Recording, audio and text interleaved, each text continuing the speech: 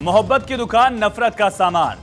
तमिलनाडु से उठी सनातन के विरोध की आवाज अब पूरे भारत में गूंज रही है। बीजेपी ने तमिलनाडु के मुख्यमंत्री एमके स्टालिन के बेटे और मंत्री उदयनिधि स्टालिन के खिलाफ मोर्चा खोल दिया है। बीजेपी इंडिया गठबंधन पर भी हमलावर हो चुकी है, तो साधु संत भी मैदान में उतर आए हैं। बाबा बागेश्वर ने खुली चुनौती दी, कहा सनातन को मिटाने वालों की ठट्ठी और गठरी बांध देंगे। ये खास रिपोर्ट देखिए।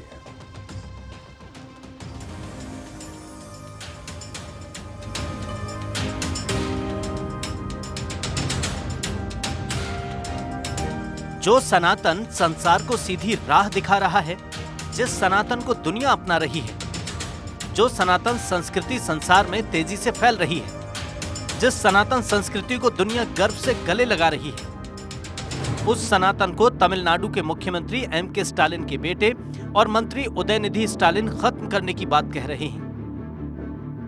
கொசு, டெங்கு காய்ச்சல், மலேரியா, கொரோனா இதையெல்லாம் நம்ம எதிர்க்க கூடாது, ஒழித்து கட்ட வேண்டும். அப்படிதான் இந்த சனாதனம். சனாதனம் என்பதை எதிர்ப்பதை விட ஒழிப்பதே நாம் செய்ய வேண்டிய முதல் காரியமாகும். सनातन संस्कृति को माथे लगाने वाले दुनिया के करोड़ों लोग उदयनिधि स्टालिन के बयान की निंदा कर रहे हैं। जो सनातन मच्छर को मारने की भी इजाजत नहीं देता, उस सनातन की तुलना उदयनिधि स्टालिन डेंगू, मलेरिया और कोरोना महामारी से कर रहे हैं। उदयनिधि स्टालिन सनातन धर्म पर विवादित टिप्पणी करते हुए कह रहे हैं, கொசு, டெங்கு காய்ச்சல், மலேரியா, கொரோனா இதையெல்லாம் நம்ம எதிர்க்க கூடாது, ஒழித்து கட்ட வேண்டும். அப்படிதான் இந்த சனாதனம். சனாதனம் என்பதை எதிர்ப்பதை விட ஒழிப்பதே நாம் செய்ய வேண்டிய முதல் காரியமாகும். எனவே இந்த மாநாட்டிற்கு மிக பொருத்தமான தலைப்பு வைத்திருக்கிறீர்கள், அதற்கு என்னுடைய பாராட்டுகள். சனாதனம்னா என்ன? சனாதனம் அப்படிங்கிற பெயரே சமஸ்கிருதத்திலிருந்து வந்ததுதான். சனாதனம் சமத்துவத்திற்கும் சமூக நீதிக்கும் எதிரானது. सनातन धर्म के खिलाफ टिप्पणी करने वाले उदयनिधि के खिलाफ राजस्थान के सीकर से बाबा बागेश्वर ने मोर्चा खोला और खुली चुनौती देते हुए कहा कि सनातन का कभी कोई बाल भी बांका नहीं कर पाएगा। सनातन धर्म के खिलाफ उदयनिधि स्टालिन के स्टेटमेंट से साधु संतों में काफी आक्रोश है। साधु संत स्टालिन की सनातन विरोधी टिप्पणी की कड़ी निंदा कर रहे हैं। रामलला के प्रधान पुजारी आचार्य सत्येंद्र दास ने कहा कि सनातन धर्म कोई भी खत्म नहीं कर सकता, उदयनिधि को माफी मांगनी चाहिए।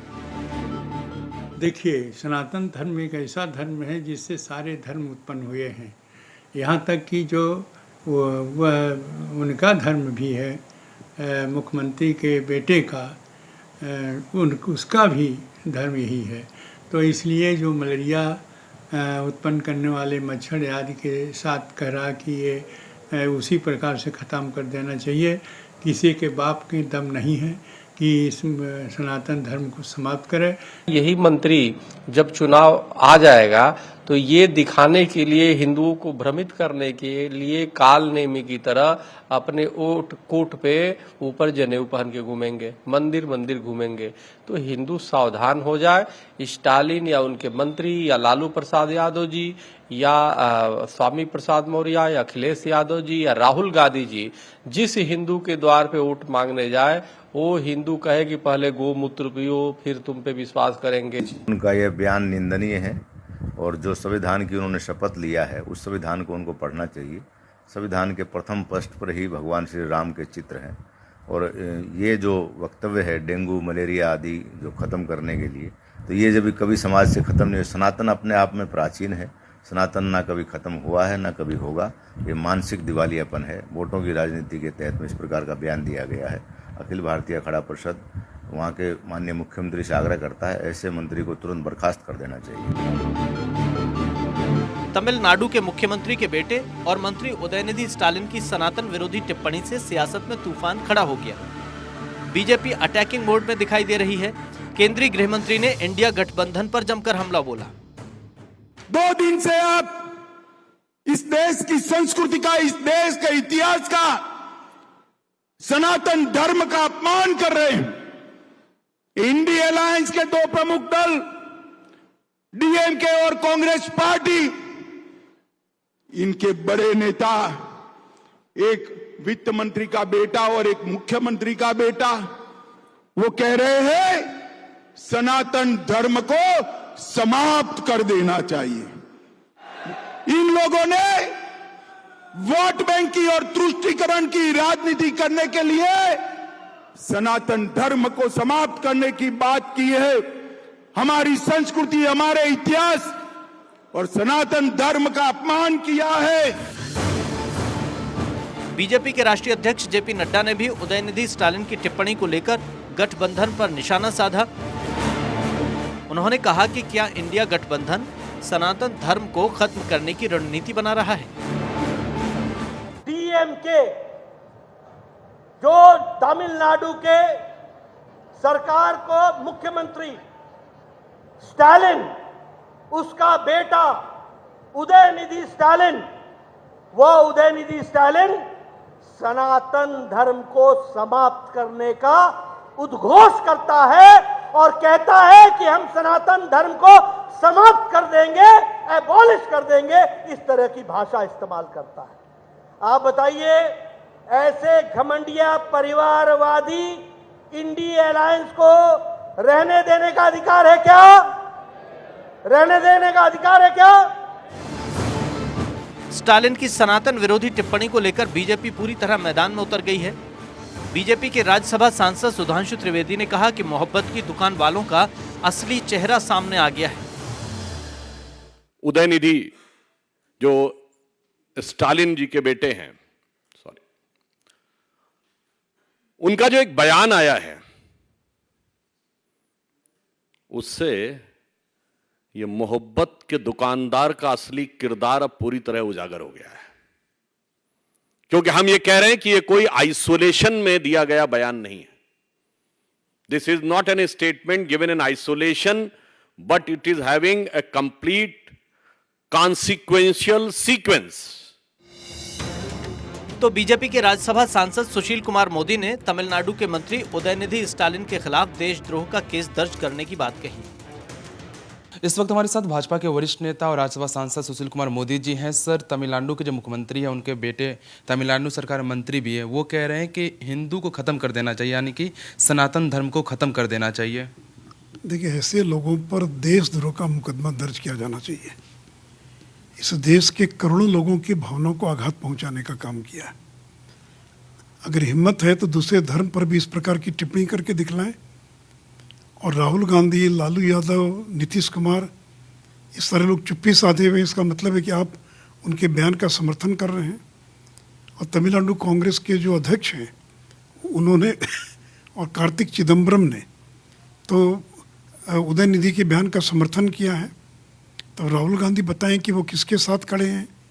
देखिए, किसी भी धर्म में विकृतियां हो सकती हैं, कुरीतियां हो सकती हैं, लेकिन आप कहेंगे कि उसको डेंगू और मलेरिया के मच्छर के समान उसको समाप्त कर दिया जाना चाहिए, तो उदयनिधि जैसे 1000 लोग भी आ जाएं तो भी वो सनातन धर्म को खत्म नहीं कर सकते। तमिलनाडु के मुख्यमंत्री एमके स्टालिन के बेटे और मंत्री उदयनिधि स्टालिन की सनातन विरोधी टिप्पणी के समर्थन में कांग्रेस नजर आ रही है। कांग्रेस सांसद कार्ति चिदम्बरम ने उदयनिधि का समर्थन किया, जिसके बाद हिंदू संगठन ने उदयनिधि के खिलाफ दिल्ली पुलिस में शिकायत दर्ज करा दी है। ऐसे में सवाल है कि आखिर सियासत के नाम पर सनातन का विरोध कितना जायज है। Bureau report, Bharat 24। और इसकी गठबंधन 2024 लोकसभा चुनाव के करीब आते आते सियासी सरगर्मियां भी तेज हो गई हैं। हर दल अपने अपने दांव चल रहे हैं और इसी बीच इंडिया गठबंधन सीट शेयरिंग को लेकर चर्चा की दहलीज पर आ चुका है। हालांकि राजनीतिक गलियारों में इस गठबंधन को काफी रिस्की बताया जा रहा है। इंडिया गठबंधन कहीं ताश के पत्तों की तरह बिखर तो नहीं जाएगा, ये सवाल अब खड़ा होने लगा है, क्योंकि एक तरफ 24 का चुनाव लगातार करीब आता जा रहा है, दूसरी तरफ लगातार विचारों में तल्खियां और दूरियां गठबंधन के अंदर दिख रही हैं।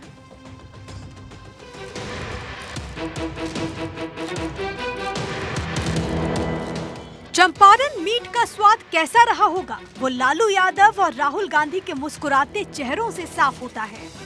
ये मुस्कुराते चेहरे मजबूत विपक्ष की तस्वीर को दिखाना चाहते हैं, लेकिन कुछ उतरे हुए चेहरे ये भी बताते हैं कि मामला इतना आसान भी नहीं है जितना दिख रहा है। पूरे भारत में इंडिया गठबंधन की बात हो रही है, तो वहीं दबी जुबान से इस रिस्की गठबंधन पर लोग अपनी अपनी राय दे रहे हैं। कुछ का कहना है कि ये चंद महीनों का अलायंस है, तो कुछ का कहना है कि अभी तो कई लोगों की नाराजगियां सामने आना बाकी है, तो कुछ कह रहे हैं कि सब कुछ होल्ड पर है। INDIA गठबंधन के नेताओं ने बीते दिनों मायानगरी मुंबई में जमावड़ा लगाया।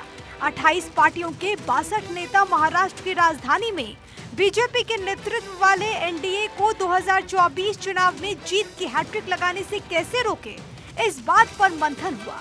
विपक्ष की इस मीटिंग से पहले प्रधानमंत्री पद के लिए कई दावेदार भी सामने आ गए, तो वहीं राज्यों में भी अलग जंग छिड़ी हुई है। विपक्षी गठबंधन की ओर से प्रधानमंत्री पद का उम्मीदवार कौन होगा, इसे लेकर राजनीतिक दलों में अपने अपने नेता का नाम आगे करने की मानो होड़ सी मची हो। मुंबई बैठक से ठीक एक दिन पहले की बात करें तो प्रधानमंत्री पद के लिए 3 दावेदारों के नाम सामने आए। आम आदमी पार्टी की प्रवक्ता ने पीएम पद के लिए अरविंद केजरीवाल का नाम आगे कर दिया। इसके कुछ ही घंटे बाद सपा प्रवक्ता जूही सिंह ने अखिलेश, तो शिवसेना UBT की राज्यसभा सांसद प्रियंका चतुर्वेदी ने उद्धव ठाकरे को प्रधानमंत्री पद के योग्य बताया। हर नेता जो इंडिया के साथ है उसका अपना एक काम है। अखिलेश यादव जी का भी अपना एक विकास का काम है, नीतीश कुमार जी का एक लंबा अनुभव है। बहुत सारे ऐसे चेहरे हैं जो बहुत काबिल हैं प्रधानमंत्री पद के लिए, और जब चुनाव हो जाएगा सामूहिक रूप से ये निर्णय हो जाएगा कि कौन उस पद पे बैठेगा। अभी हम मुद्दों को लेकर, जनता के मुद्दों को लेकर, संविधान बचाने के लिए ये चुनाव लड़ रहे हैं और ये चुनाव इंडिया जीतेगा। 6 मुख्यमंत्री, सिटिंग मुख्यमंत्री आ रहे हैं, इतने बड़े बड़े सीनियर लीडर्स आ रहे हैं, और हमारे पास देश में हमने काम किया हुआ है, जनता हमारे साथ है, तो हमारे पास इतनी लीडरशिप है कि सब खुले दिल से कह सकते हैं हमारे लीडर प्रधानमंत्री बनने चाहिए। इतनी काबिलियत तो है देश चलाने की, वो हम काबिल हैं और कायम हैं, और जनता जो भी विश्वास हम पे देगी हम उस पे कायम रहेंगे। तो मैं तो चाहूंगी अरविंद केजरीवाल जी हो प्रधानमंत्री के उम्मीदवार भी, और उसका तर्क है कि इतनी कमर तोड़ महंगाई में भी लगातार दिल्ली एक ऐसा राज्य है जो देश की राजधानी है, फिर भी सबसे कम महंगाई है दिल्ली में। फ्री पानी मिलता है 20,000 लीटर प्रति महीना, फ्री अच्छी शिक्षा मिलती है, फ्री बिजली मिलती है, फ्री महिलाओं को बस यात्रा मिलती है, फ्री बुजुर्गों को तीर्थ यात्रा मिलती है, और इस सबके बाद भी एक मुनाफे का बजट पेश किया जाता है। और अरविंद केजरीवाल जी लगातार जनता के मुद्दे उठाते हैं, लगातार एक चैलेंजर की तरह वो उभरे हैं, देखे जा सकते हैं प्रधानमंत्री मोदी के आगे। इन सब के बीच ये बहस छिड़ गई है कि सीट शेयरिंग का मसला कैसे सुलझेगा। दरअसल बिहार के मुख्यमंत्री नीतीश कुमार का मुंबई बैठक से पहले सीट शेयरिंग को लेकर एक बयान आया। विपक्षी दलों को एक मंच पर लाने की मुहिम की अगुवाई करने वाले नीतीश कुमार ने संयोजक पद के लिए अपनी दावेदारी की अटकलों को खारिज करते हुए कहा कि मुझे अपने लिए कुछ नहीं चाहिए,